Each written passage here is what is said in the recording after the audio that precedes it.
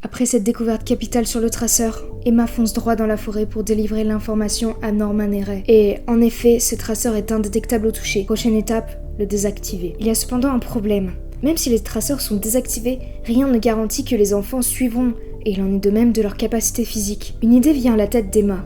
Le jeu du loup. Il permettra de travailler les capacités physiques et mentales des enfants tout en n'éveillant aucun soupçon chez maman.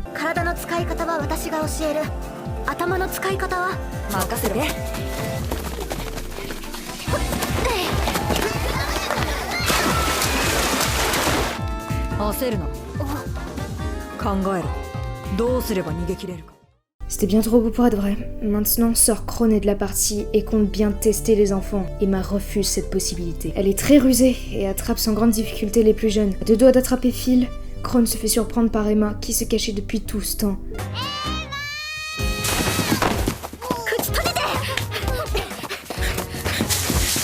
Mais en manque d'air, elle se fait attraper. Pensant avoir gagné, Krone fait face à Norman qui, lui, a vraiment gagné la partie. Les futurs entraînements doivent se faire en équipe pour mener à bien l'évasion. Les trois amis n'ont donc pas le choix, il faut en parler à Don et Gilda, les deux autres aînés de Gracefield House. Maman sait, Norman en est persuadé, ce qui veut dire que il y a une taupe parmi les enfants. C'est donc décidé, l'évasion aura lieu dans 10 jours. La paranoïa s'empare de l'esprit d'Emma. Qui est l'informateur ? Anna, Nat, Thomas, l'agneau. D'après Norman, il est trop tôt pour avouer la vérité à Don et Gilda, par risque de se faire repérer. Il raconte donc que ce ne sont que de simples trafiquants d'humains. Évidemment, Don met un certain temps à réaliser. Gilda, quant à elle, écoute avec sérieux la situation mais ne peut s'empêcher de verser ses larmes dans les bras d'Emma.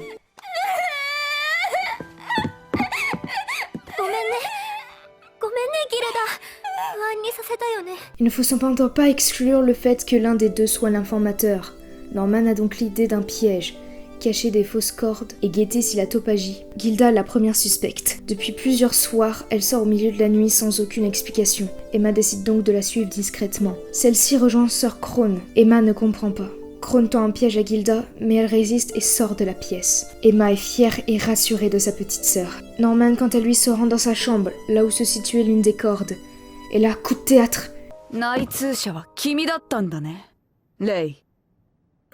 Ray était depuis le début la taupe de maman. L'expression de ce dernier change du tout au tout et laisse tomber son masque. Ray était en réalité celui qui a fait découvrir cet horrible monde à Norman et Emma. Il avoue également qu'il a proposé ce service en échange d'objets qui peuvent sembler bénins mais qui seront indispensables pour l'évasion. Après leur exercice journalier, nos trois amis rejoignent la forêt. Ray avoue tout de suite son secret à Emma.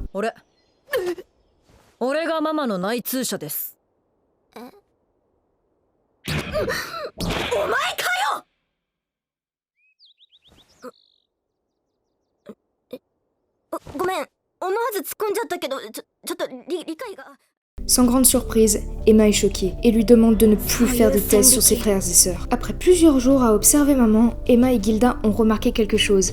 Maman disparaissait totalement de l'orphelinat après 20 heures. Conclusion, il y a sans aucun doute une pièce secrète. De leur côté, Don et Gilda font leur justice seuls et décident de rentrer dans la pièce. Dans quels ennuis ils se sont fourrés.